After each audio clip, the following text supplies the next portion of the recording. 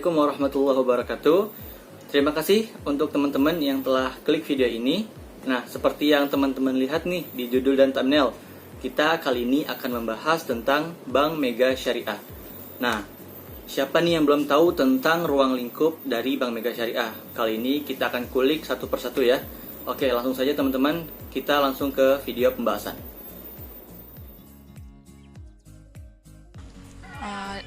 Terima kasih kepada moderator. Selanjutnya saya akan menjelaskan tentang sejarah Bank Mega Syariah.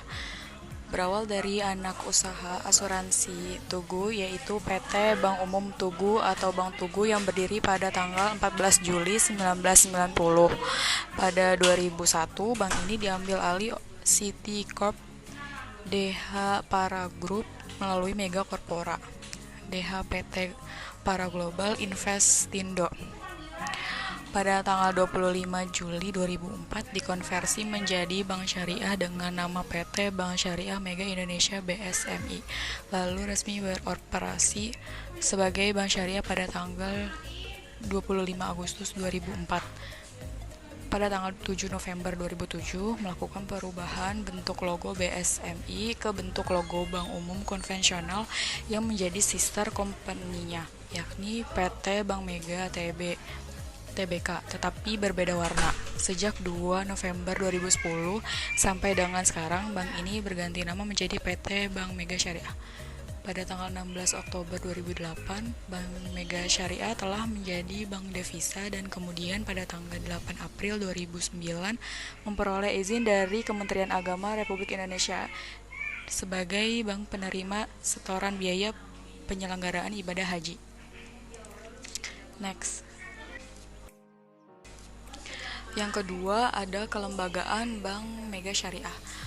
Lembaga keuangan Bank Mega Syariah ialah sebuah lembaga keuangan yang prinsip operasinya berdasarkan pada prinsip-prinsip syariah Islamiyah, menerapkan prinsip-prinsip Islam dalam berekonomi dan bermasyarakat sangat diperlukan untuk mengobati penyakit dalam dunia ekonomi dan sosial yang dihadapi oleh masyarakat, dan juga memberikan fasilitas dan produk di bidang keuangan serta memutar arus uang dalam perekonomian. Umumnya kegiatan operasional lembaga keuangan meliputi proses pengumpulan dana dari masyarakat dan menyalurkan dana kepada masyarakat yang membutuhkan. Lembaga keuangan syariah menghimpun dana dari masyarakat dan menanamkannya dalam bentuk aset keuangan lain, misalnya kredit, usaha, surat-surat berharga, giro, dan aktivitas produktif lainnya. Bank Mega Syariah termasuk dalam Lembaga Keuangan Bank Umum Syariah atau BUS. Dan kelembagaan di dalam Bank Mega Syariah ialah badan dan bidang keuangan syariah yang bertugas menarik uang dan menyalurkan kepada masyarakat. Selanjutnya, yang ketiga ada desain syariah kontrak Bank Mega Syariah. Desain syariah kontrak Bank Mega Syariah dilakukan dengan tahapan-tahapan sebagai berikut. Yang pertama ada tahap sosialisasi atau survei lapangan. Yang kedua ada tahap pengajuan permohonan. Yang ketiga ada tahap investigasi. Yang keempat ada tahap analisa. Yang kelima ada tahap pemutusan. Yang keenam ada tahap pencairan. Dan yang terakhir ada tahap pelaksanaan bagi hasil dan pembelian pinjaman. Selanjutnya ada transaksi yang dilarang di Bank Mega Syariah. Yang pertama ada riba. Riba adalah transaksi pinjam-meminjam uang dengan bunga. Yang kedua ada zulm, lawan dari keadilan. Transaksi yang memberikan sesuatu tidak sesuai ketentuannya, seperti bank syariah mengurangi nisbah bagi hasil nasabah penabung tanpa sepengetahuan nasabah yang bersangkutan. Yang ketiga ada maisir. Setiap transaksi yang bersifat spekulatif dan tidak berkaitan dengan produktivitas serta bersifat perjudian. Yang selanjutnya adalah goror. Setiap transaksi yang dapat merugikan pihak yang bertransaksi karena mengandung unsur ketidakjelasan, tipuan, atau tindakan yang bertujuan untuk merugikan orang lain. Yang terakhir adalah haram. Segala sesuatu yang diharamkan dalam Al-Quran dan Sunnah, seperti transaksi jual beli babi, minuman keras, narkoba, rokok, dan bangkai. Selanjutnya saya kembalikan ke moderator. Baik, terima kasih Sohwah atas penjelasannya. Lalu selanjutnya tentang produk penghimpunan, penyaluran, dan jasa yang ada di Bank Mega Syariah. Ini akan dijelaskan dan disampaikan oleh Syifa Fauzia. Kepada Syifa dipersilakan. Selanjutnya saya akan menjelaskan nomor 5, yaitu produk penghimpunan, penyaluran, dan jasa yang ada di Bank Mega Syariah. Yang pertama itu ada produk founding Bank Mega Syariah. Founding retail dikembangkan untuk melayani kelompok masyarakat umum atau mass market yang membutuhkan tabungan dan deposito sebagai sarana transaksi, investasi, dan keperluan tertentu. Yaitu yang pertama ada founding retail. Founding retail memiliki beberapa tabungan. Yang pertama itu ada tabungan utama IB Mega Syariah, tabungan mitra IB Mega Syariah, tabungan rencana IB Mega Syariah, tabungan haji IB Mega Syariah, dan tabungan utama dolar IB Mega Syariah. Selanjutnya ada founding corporate dan middle up, yaitu ada giro utama IB Mega Syariah, selanjutnya ada giro dolar IB Mega Syariah, giro dolar IB Mega Syariah, deposito plus IB Mega Syariah, deposito dolar IB Mega Syariah, deposito flex IB Mega Syariah, Megalink Tasyakur, tabungan plus, tabungan investasi, dan yang terakhir ada tabungan utama platinum. Selanjutnya yang kedua ada produk lending Bank Mega Syariah. Pembiayaan adalah produk jasa keuangan yang dipasarkan dan dijual oleh bank kepada calon nasabah bank institusi, pengusaha maupun perorangan. Aktivitas penjualan produk pembiayaan Bank Mega Syariah pada dasarnya bertujuan untuk mencapai volume atau OS yang ditargetkan, meningkatkan pangsa pasar, dan menghasilkan laba yang optimal. Yaitu yang pertama ada multiguna IB Mega Syariah, yang kedua ada pembiayaan bisnis investasi IB Mega Syariah, yang ketiga ada pembiayaan bisnis investasi IB Mega Syariah, yang keempat ada joint financing IB Mega Syariah, dan yang terakhir ada bank garansi IB Mega Syariah. Selanjutnya yang ketiga ada layanan. Yang pertama itu KCP Bank Mega Syariah adalah kantor pelayanan Bank Mega Syariah yang berada pada satu kantor dengan kantor Bank Mega. Layanan ini hadir sebagai upaya meningkatkan nilai tambah dari kedua bank sebagai bagian dari para financial service. Yang kedua ada Mega Syariah Card. Mega Syariah Card merupakan fasilitas kartu ATM serbaguna bagi nasabah rekening tabungan Bank Mega Syariah yang dapat digunakan untuk penarikan tunai pada seluruh ATM berlogo ATM bersama. Dan yang ketiga ada Safe Deposit Box Mega Syariah. Safe Deposit Box Mega Syariah adalah fasilitas penyimpanan barang berharga atau Safe Deposit Box dengan berbagai ukuran dan harga hemat. Selanjutnya yang keenam, penetapan margin, keuntungan, dan bagi hasil. Faktor-faktor yang perlu dipertimbangkan dalam penetapan margin dan bagi hasil antara lain, yang pertama itu ada komposisi pendanaan. Bagi bank syariah yang pendanaannya sebagian besar diperoleh dari dana giro dan tabungan, yang notabene nisbah nasabahnya itu tidak setinggi deposan, atau apalagi bonus atau ataya untuk giro cukup rendah karena diserahkan sepenuhnya pada kebijakan bank syariah yang bersangkutan. Maka penentuan keuntungan atau margin atau bagi hasil bagi bank akan lebih kompetitif dibandingkan suatu bank yang pendanaannya porsi tersebar berasal dari deposito. Yang kedua itu ada tingkat persaingan. Jika tingkat kompetisinya ketat, porsi keuntungan bank tipis, sedangkan pada tingkat persaingan masih longgar, bank dapat mengambil keuntungan lebih tinggi. Yang ketiga, risiko pembiayaan. Untuk pembiayaan pada sektor yang beresiko tinggi, bank dapat mengambil keuntungan lebih tinggi dibanding yang beresiko sedang apalagi kecil. Dan yang keempat, jenis nasabah. Yang dimaksudnya itu adalah nasabah prima dan nasabah biasa.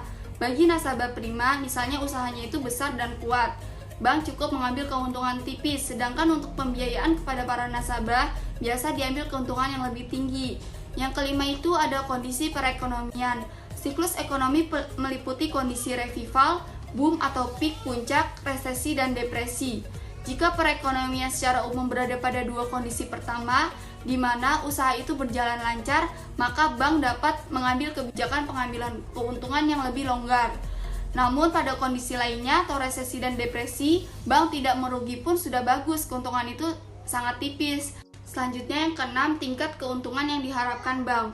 Secara kondisional, hal ini atau split bank terkait dengan masalah keadaan perekonomian pada umumnya dan juga resiko atas suatu sektor pembiayaan atau pembiayaan terhadap debitur yang dimaksud. Namun demikian, apapun kondisinya serta siapapun debiturnya, bank dalam operasionalnya setiap tahun tentu telah menetapkan berapa besar keuntungan yang dianggarkan. Anggaran keuntungan inilah yang akan berpengaruh pada kebijakan penentuan besarnya margin atau nisbah bagi hasil untuk bank. Selanjutnya 7.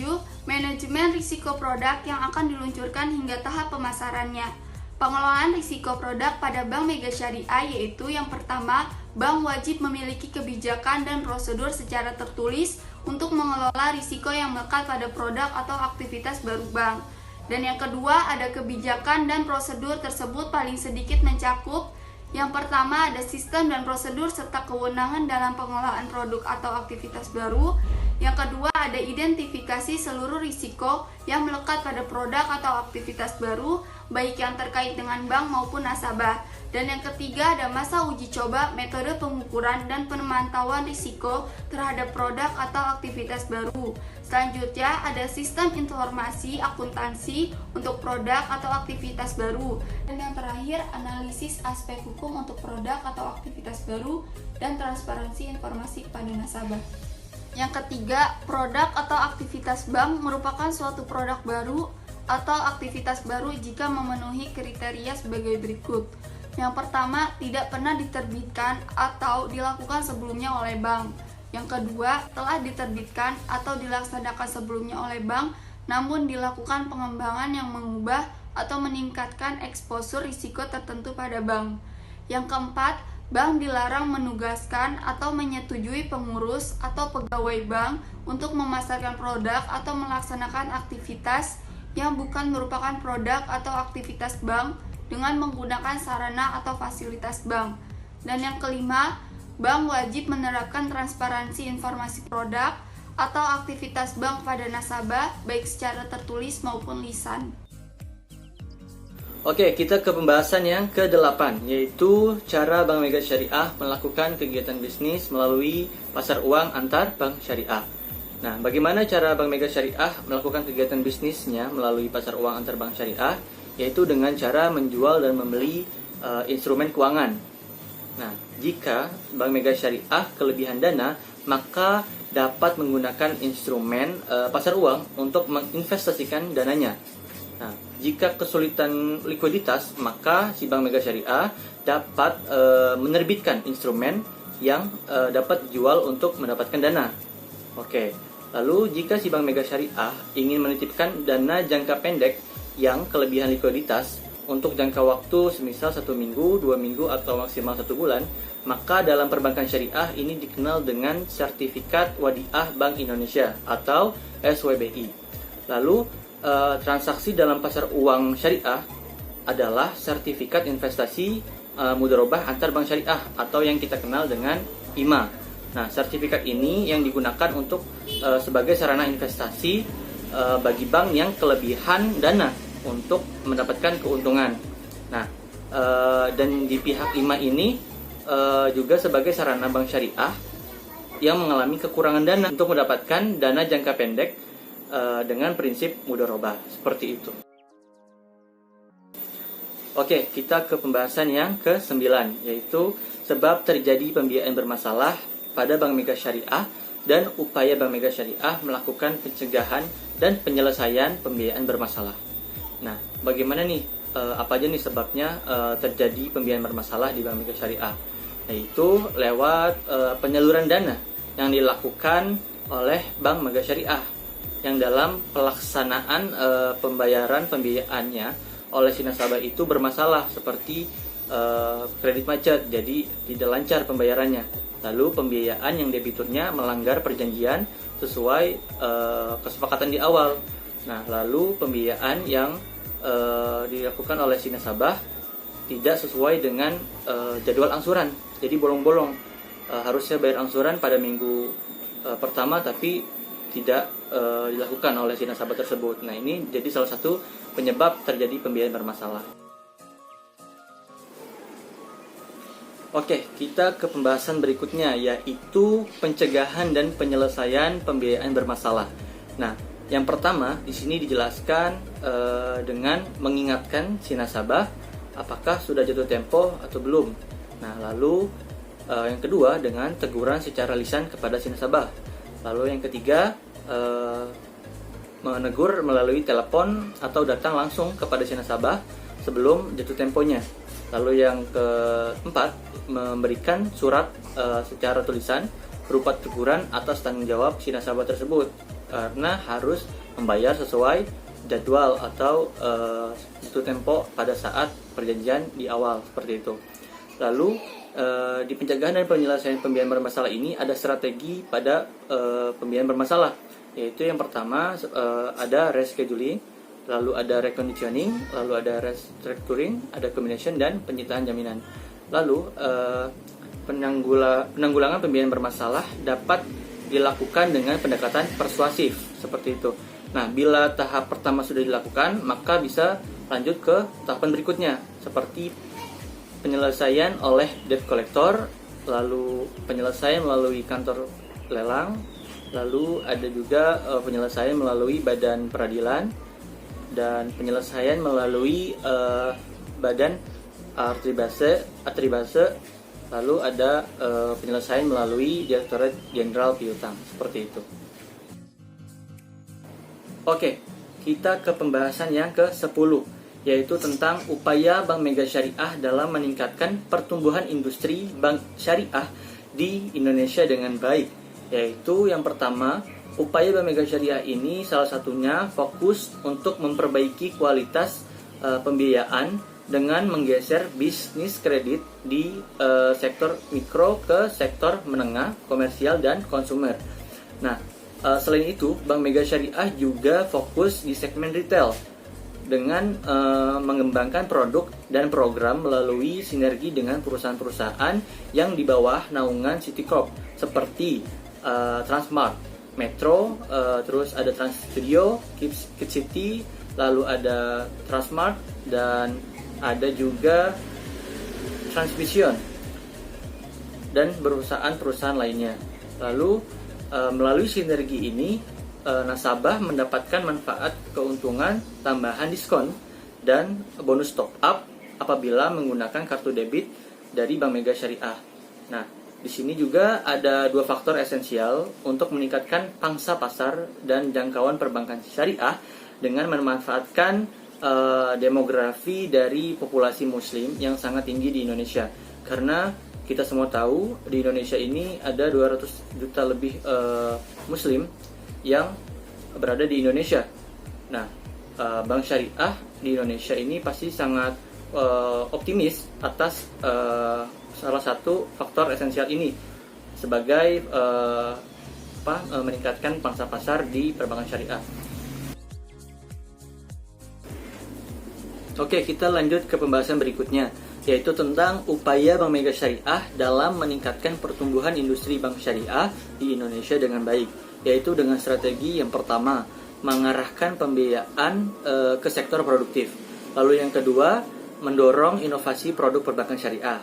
Lalu yang ketiga, melakukan koordinasi dengan OJK. Yang keempat, melakukan sinergi bank syariah dan bank induk agar tercapai efisiensi. Lalu yang terakhir, mendorong sosialisasi dan edukasi sektor perbankan syariah. Ini sangat penting, kenapa? Karena banyak orang-orang yang belum tahu tentang perbankan syariah. Masih banyak sekali yang kurang literasi tentang perbankan syariah. Maka strategi yang kelima ini sangat bagus sekali, yaitu dengan mendorong sosialisasi dan edukasi tentang perbankan syariah. Nah, seperti itu upaya Bank Mega Syariah dalam meningkatkan pertumbuhan industri bank syariah di Indonesia. Alhamdulillahirrabbilalamin, telah selesai video kali ini tentang presentasi Bank Mega Syariah. Semoga video ini bisa bermanfaat untuk teman-teman semua, bisa menjadi salah satu literasi tentang perbankan syariah lewat tema ruang lingkup dari Bank Mega Syariah. Nah, itu saja yang bisa kami sampaikan. Mohon maaf apabila dari penyampaian Syifa, Sohwa, dan saya Muhammad Fikri ada salah-salah kata atau kurangnya penjelasan. Itu saja yang bisa kami sampaikan. Sampai jumpa lagi di video berikutnya. Jangan lupa share video ini agar bisa menjadi salah satu kebaikan teman-teman semua untuk menyebarkan ilmu kepada teman-teman yang lain. Itu saja, kami undur pamit. Wabillahi taufiq wal hidayah. Wassalamualaikum warahmatullahi wabarakatuh.